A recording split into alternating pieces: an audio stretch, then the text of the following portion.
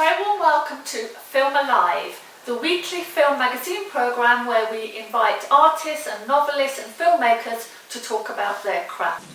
It's with great pleasure today that I invite Eleanor Graham to speak about her new book, which is writing about the slasher genre.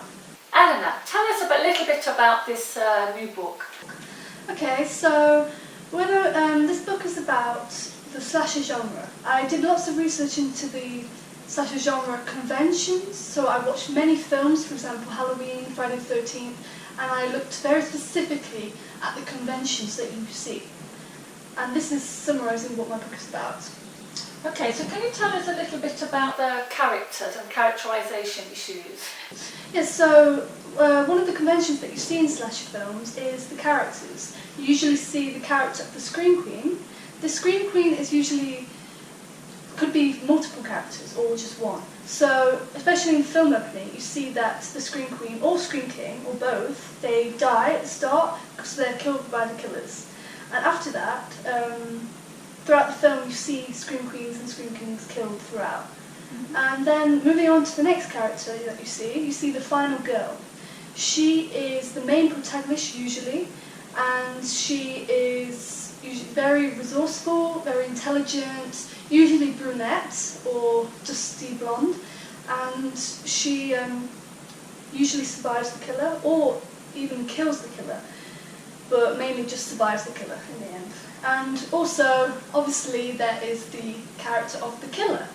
The killer is usually anonymous and sometimes masked. So for Friday the 13th, Jason was masked, and he also had weapons. So, for example, you could have a chainsaw, a knife, usually a knife, or any horrible weapon, basically. Mm-hmm. And the killer usually wears black as well, and is usually only revealed until the very end of the film. Otherwise, there wouldn't be really a mystery in the film if you knew who the killer was. Yeah. So, yeah, that's about it for characters. Okay, so I think there's some very useful tips there for budding filmmakers. What would you advise them about setting? So for setting, there are multiple settings that you usually see in these films. So we all hear about the idea of victims being stranded in an isolated place, for example, forests or by a lake or on a camp by a lake. All these places are very isolated. Mm. So for example, you see a group of kids or teenagers, they go on a trip somewhere or going to have a camp. And it's usually alone in the forest, and that's usually where they are killed because they're all alone, so they're very vulnerable. And also, in the film Scream, for example, you see the setting of a school and also of toilets in a school. You see all these creepy things happen there. So the killer usually seems to get in the school when everyone is in lessons, and then one character is not in the lesson, so she's alone with the killer in the schools, and yeah, pretty good storyline. Mm. Okay, and what would you say about mise-en-scene? So for mise-en-scene, you can talk about lighting, props, makeup. So for props, there's obviously weapons. So the killer usually has either a chainsaw, knife, hammer, many weapons. Yeah, and also the lighting is usually low key because it's basically very scary. Make it look very scary and eerie. And also you see a lot of blood in slasher films. That's a very common convention. And that's quite a lot of gory things. Okay. Yeah. Well, are there any final points or conventions you would add?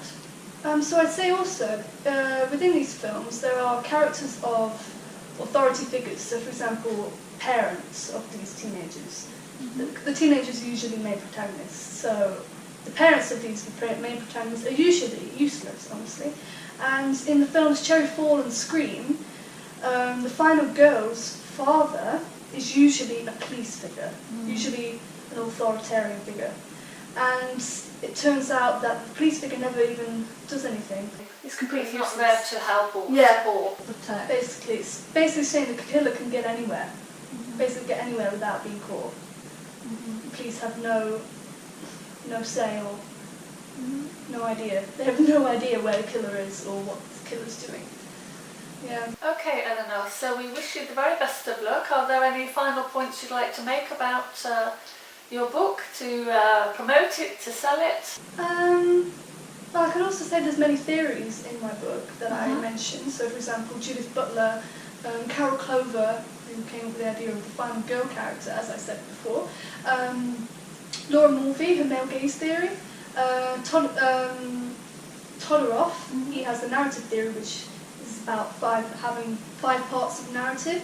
Also, Vladimir Prop, his 7 character archetypes, and Roland Barthes, he's got 5 codes. So, for example, there's the action code, the enigma code, the symbolic code, the cultural code, things like that. And also there's Stuart Hall and Quite a lot of theories yeah, there. a lot of theories I I mentioned. should see that the book would be very useful for students of filmmaking as definitely. well. Yes. People learning about film or people learning media studies, for example.